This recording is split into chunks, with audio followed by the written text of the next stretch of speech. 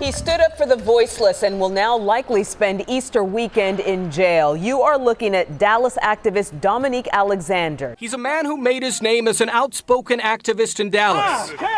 But now Dominique Alexander's lost his freedom, sitting in jail after an arrest in front of the city hall where she hopes to one day work. City council candidate Kiara D. Saunders spoke today. She told police her longtime partner Dominique Alexander beat her multiple times. I am strong. I am resilient, and I will not allow these incidents to deter me from my goals. According to the arrest warrant, there are 2 alleged assaults. The document says on April 10th, he used his hands in an attempt to strangle her, an alleged incident that left Saunders with a broken toe. But less than a week later, another alleged crime. Saunders said Alexander struck her in the head, using his head in a headbutt manner, causing pain and visible injury. She says he told her, "I know the chief of police and the DA. Who are you going to call?" WFAA was the only station there when officers took Alexander to jail. This unfortunate situation. Alexander has a lengthy criminal history, including injury to a child. Oh, now this, one count gee. felony assault for serious bodily injury and 1 count misdemeanor assault. I just can't keep up with this story. Domestic violence. Steve Pickett joining us live from Irving with more on Dominique Alexander. Oh, Lord. Come on, man. I You can't. know, there is a police investigation right now, Doug. Dominique Alexander telling me by phone today he had a dispute with the mother of his children. He said he didn't hit or hurt anyone. However, for whatever reason, that woman ended up in the hospital's ER here. That is a sense of betrayal to me. Alinka Green stood with Dominique Alexander just 2 days ago, calling for the arrests of those who attacked and beat a transgender woman in South Oak Cliff. She received a call this morning, learning of a police investigation into alleged domestic abuse involving Alexander and the mother of his children. From what I understood, it was very violent to the point to where she had to go to the hospital. To the hospital. Now, I know people make up claims and stuff like that, but it's being said here in this article, she went to the hospital. Hospital. You can't claim to fight evil and then stand aside when someone that you're friends with commits such an injustice. Activist Jeff Hood, the same man who led with Alexander the Dallas protest against police brutality on July 7, 2016, when 5 police officers were shot, he said he saw injuries on the body of Alexander's girlfriend on yesterday. Took her to a DPD substation to file a family violence complaint. Steve, it wasn't 2 weeks ago that we were out in the streets in Deep Ellum protesting. Deep Ellum, wow.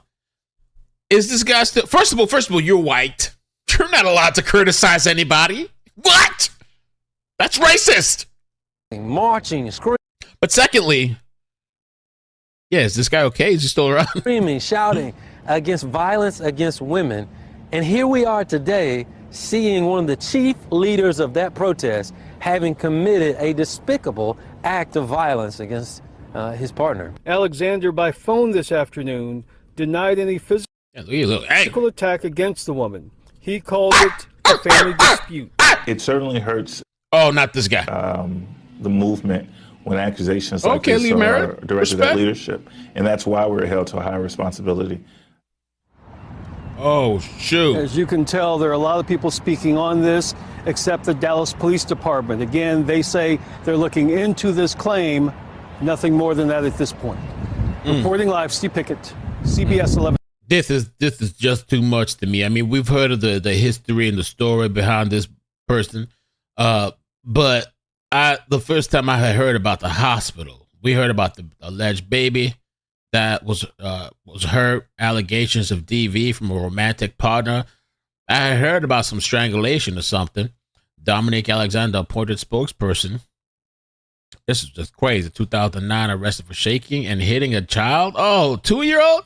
I mean, we talked about it, but and then 2011, convicted of charges in 2011, receiving 2 years of probation. However, in 2016, the activist was sentenced to 2 years for multiple violations of probation, but only served 8 days.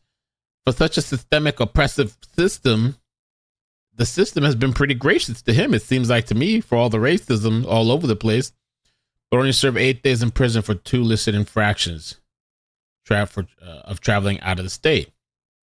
During this probation period, Alexander was indicted on felony forgery charges in January 2013 In 2017, the minister was arrested on felony theft charges of property between $2,500 and $30,000, garnering a possible 20-year in prison due to his previous forgery conviction. In the most recent legal infraction in 2019, Mr. Alexander was charged with assault in a domestic violence case stemming from his actions against his girlfriend and baby mama, Kiara Saunders. That's what we just saw in the video. Saunders accused him of pushing, choking, and headbutting. That's wild. But the mother of two decided against proceeding with the trial, which a lot of times victims in these types of situations, they feel guilty. They don't go through with it. So who knows what the story is, what real story is, you know? But just this video that the lady even had to go to the hospital is pretty shocking.